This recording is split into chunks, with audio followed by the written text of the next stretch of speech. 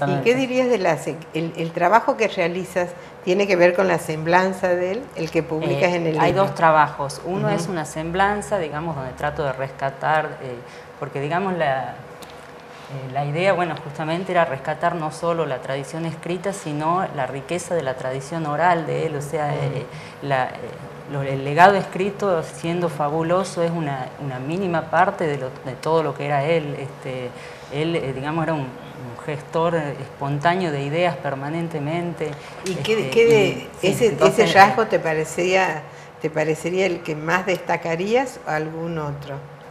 Su tradición oral en contraposición a la escrita, las dos cosas, y en ambas cosas había vetas diferentes de él, por eso hemos querido rescatar lo otro, porque quizás si alguien se da solamente con su obra escrita, que tenía una veta muy literaria, en la obra escrita hay, digamos, es una obra más existencial, donde hay una asunción de una posición, podríamos decir ideológica, una posición ante la vida, bueno, bastante definida y bastante fuerte, y sin embargo él, digamos, quizá quien se encuentre con esa obra escrita se quedaría con esa imagen solamente, y él además tenía esa capacidad de adoptar una posición neutral ante el conocimiento, una posición, digamos, más objetiva, más una veta más sociológica. Y creativa también, en el sentido de ver esa otra posibilidad, ese otro enunciado que está de alguna manera implícito como oposición, pero que no está dicho. Totalmente. Como oposición a lo establecido. Sí. Exacto. Y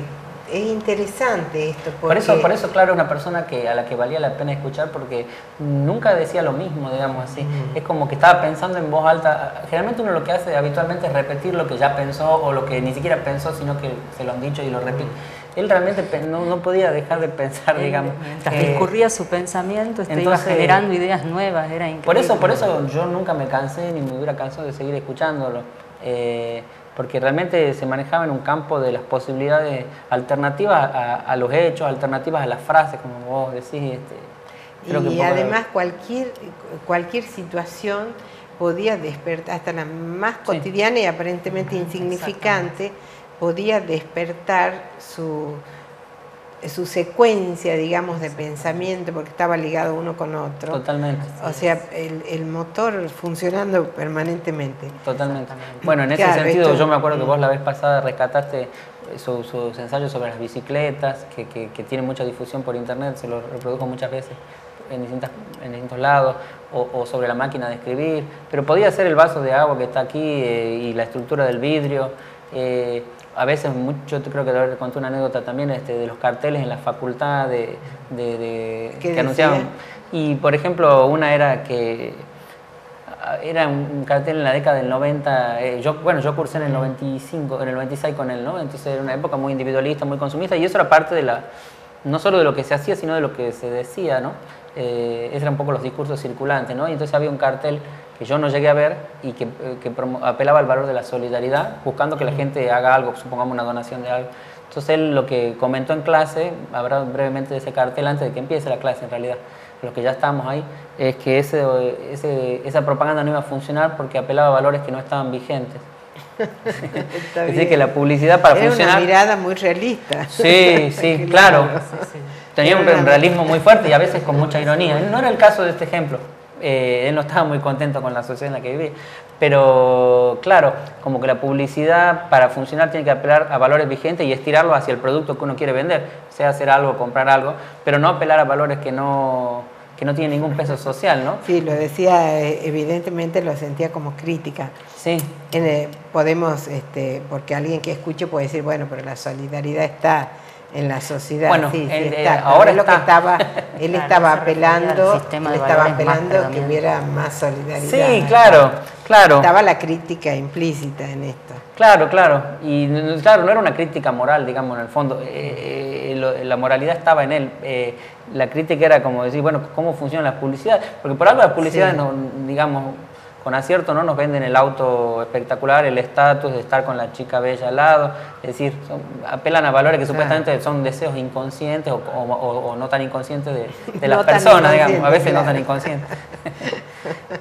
Bueno, ese tipo de comentarios hacía constantemente y por ver un afiche, por ver cualquier cosa, por escuchar una marcha, por cualquier situación era disparadora de una lo interesante es que su pensamiento generaba a su vez pensamiento en los otros. Totalmente. O sea que esto desencadenaba otras ideas en nosotros, ya sea de adhesión, de oposición o en cualquier línea que pudiera ser, pero el pensamiento que es rico no cierra, abre, y en ese sentido el pensamiento de él abría a otras situaciones. Se me vino a mente una pregunta que me hizo un niño pequeño, mi nieto, de 6 años, ¿qué es un filósofo? Y creo que ustedes están diciendo lo que es un filósofo, porque están planteando la semblanza de alguien que lo es no solo en la escritura, sino que lo es en toda su vida, en toda su acción, en todo su forma de estar en el mundo, digamos. Su forma de estar en el mundo. Y la de él era casi como paradigmática en ese sentido, ¿no? Es decir, de su forma de estar en el mundo era de hacer filosofía, aun cuando hablar de cualquier otra cosa, ¿no? No era la filosofía algo como decir, algo que se hace en tal horario, de tal momento, y además no en la solemne, clase. no conservatoria. Claro, creativo. Bueno, de hecho también era escritor, ¿no? Escritor de ficción, escribió una novela, en fin. Donde hizo un buen entrecruzamiento entre literatura y filosofía. A veces esto se puede plantear como, bueno, atenta contra la ficción, atenta contra la filosofía. El riesgo de que atente contra la filosofía. Él consideraba realmente que el formato literario, digamos, tenía una fuerza y una potencia que le permitía imprimir al pensamiento filosófico todo su peso, digamos.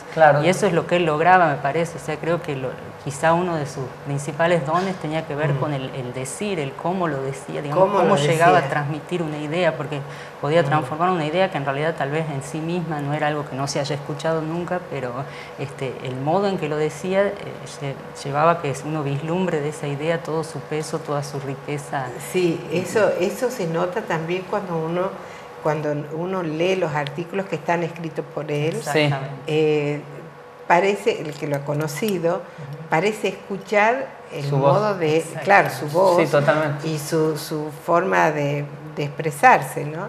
Entonces también es interesante desde ese punto de vista esto que ustedes, en realidad su discurso oral era tan impecable que era indistinguible del discurso escrito casi, o sea, por ahí dice Nicolás en su artículo. Qué bueno eso que dices, ¿no? Difícil. Sí, totalmente. Que sea una persona que cada cuántas puede hacer de una manera tan perfecta que digamos que fuera casi igual que una frase escrita, y por eso, como dice Nicolás en su artículo, los apuntes que teníamos de él podíamos escribirlos casi literalmente y eran impecables, eran como para directamente publicar un libro, porque digamos, era tan impecable. Otro tema, podrían publicar los apuntes. Bueno, lo pensamos, de alguna manera está sugerido, ¿no? Pero está sugerido como idea. Vamos a ver el interés que suscita. Este libro es bastante nuevo, recién ahora lo estamos por presentar en la Feria del Libro de Buenos Aires. Eso, ¿cómo lo distribuyen? Porque está la otra cuestión del conocimiento de la persona, que ahora, digamos, ya no está tan reducido al ámbito físico donde se ha desempeñado, pero lo mismo, estamos más limitados si estamos en Buenos Aires, si estamos en Tucumán. Seguro. Porque eso se va borrando un poco. Seguro. Por las tecnologías. Bueno, hacemos lo que podemos, ¿no? Ahora, por ejemplo, lo llevamos a la Feria del Libro. ¿Qué edición han hecho? ¿Qué cantidad? No me acuerdo, la verdad que no me acuerdo. Perdóname que no tenga. Fue el año pasado que lo hemos tenido. Y como en el... No, un poco más, sí. No me acuerdo, cerca de 500. De todas formas, se puede reeditar y ojalá pase eso, ¿no? O sea, no hemos hecho tanto porque no tenemos una muy buena cadena de distribución. Desde Tucumán es difícil llegar y bueno, no deja de ser un libro del que su principal figura, digamos, o el centro, es una persona no demasiado conocida fuera de Tucumán, ¿no? Pero bueno, estamos tratando de difundirlo, vamos a ver si suscita interés, digamos, un interés significativo fuera de la gente que lo ha conocido y que sí, que esa gente que es muy fiel, digamos, ¿no? La verdad, que lo ha conocido lo valora mucho, ¿no? Estamos llegando al final de la entrevista y no quería dejar de señalar la pintura que está en la tapa, que es muy buena. ¿Quién la realizó? Es un cuadro de Graciela Rivas, que fue su última esposa, que es pintora. Un cuadro que preexistía el libro, a mí me gustaba tanto que se lo pedí y ella gentilmente, por supuesto, lo trajo para el libro, le hemos estado sacando fotos, en fin. En realidad era un cuadro un poquito más amplio que lo que aparece ahí, pero bueno, es muy bueno, aparte es muy significativo, está lleno de simbolismo en ocasión de la obra de Schelling, ¿no? Sí. Lamentablemente no se lo puede apreciar en su totalidad, pero vinculado, por ejemplo, de lo que se llega a ver, el reloj, vinculado a su idea, su trabajo sobre el tiempo en su tesis doctoral y en su libro Tiempo y Sociedad, después esa línea que está ahí atravesándolo, que bueno, por lo que veo no se llega a ver en pantalla, tiene que ver con su interés por la geometría y su digamos así, el tema del número áureo, digamos, y esos cortes, que eso de veras que solo se lo ve en el cuadro completo, digamos, ¿no? Y así un montón de simbolismo, ¿no? Y la verdad que nos gusta mucho cómo quedó el diseño y bueno, y el cuadro. El cuadro es un cuadro muy bueno, muy ¿no? lindo. Me gusta fotos claro. También incluimos fotos, sí, ¿no? Incluimos algunas fotos en el libro de distintos tramos de su vida. Sí. Bueno, igual por ahí no son... Sí, no se los puede mostrar en este claro, momento. Seguro. Pero bueno, todo lo que falta decir que sea una invitación para que la gente se acerque y lo lea. Claro. Y me gustaría cerrar la entrevista con alguna frase de él, con alguna idea de él. ¿Alguna frase elegida al azar? Puede ser de ahí o de donde quieran, o de o de Pero que es más complicado señalar. Podemos... Bueno, puede ser, podría ser una idea de bueno, por ejemplo, trato de buscar una que se entienda a primera vista, porque muchas tienen, o tienen relación con otras frases del mismo libro, porque está estructurado de esa forma, ¿no? Por ejemplo, las preguntas fundamentales acerca de un asunto se parecen a las que formularía quien no supiera mucho de ese asunto. En condiciones normales, quien las formulara sería considerado un profano en la materia. Hablando de los niños, me hace acordar que lo que preguntaste hace un ratito, ¿no? Cualquier maestro de escuela hacia 1905 habría mirado de ese modo a Einstein. Recordemos, ¿no? Qué importante, porque es la ingenuidad que se necesita en la pregunta para poder hacer un trabajo creativo. Totalmente. El asombro inicial, volver a ese asombro inicial que ya no está mediado por todas esas puntos académicos. Toda la obra de él, es bueno esto que dices, asombro inicial. Toda la obra de él es una invitación a esto, a volver a ese asombro inicial. Totalmente, así es. Bueno, lamento que haya sido tan corto el tiempo. No hay problema. Y ya seguiremos, porque podemos hacer otro programa y aprovecho para agradecerte que de veras que algunas de las mejores entrevistas, especialmente televisadas, que se lo han hecho a Lito, se han hecho en este programa, algunas de las cuales están en YouTube y otras espero que algún día las reencontremos, pero son un testimonio valioso que ha colgado a su vez en la página y que mucha gente la está viendo, así que te agradezco mucho retrospectivamente tu trabajo de hace tanto tiempo. Bueno, muchísimas gracias. Para mí un honor entrevistarlo y agradecida por tus palabras realmente, porque esto es lo que da sentido a mi trabajo, ¿no? Muchas gracias. Pero siempre es con placer. Gracias. Gracias. Muchísimas gracias.